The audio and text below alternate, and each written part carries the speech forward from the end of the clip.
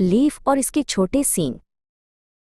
एक ठंडी सुबह बर्फ से ढकी वादी में एक छोटा रेंडियर लीफ अपनी माँ के साथ खड़ा था। इसके सींग अभी बहुत छोटे थे।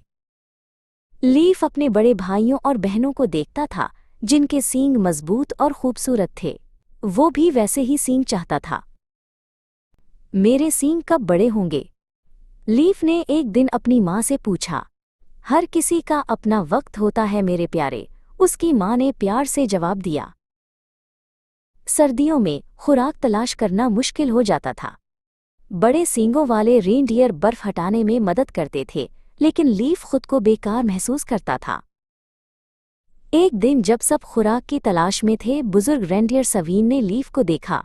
तुम्हारे छोटे सींग भी किसी काम आ सकते हैं, सवीन ने मुस्कुराकर कहा। सवीन ने लीफ को बताया कि उसके छोटे और पतले सींग तंग जगहों पर पहुंच सकते हैं जहां बड़े सींग नहीं पहुंच सकते। उन्होंने मिलकर एक ऐसी जगह तलाश की जहां बर्फ के नीचे मजेदार काई छुपी हुई थी। ये एक तंग दरार थी जहां सिर्फ लीफ के सींग पहुंच सकते थे। लीफ ने अपने छोटे सींगों से काई निकाली।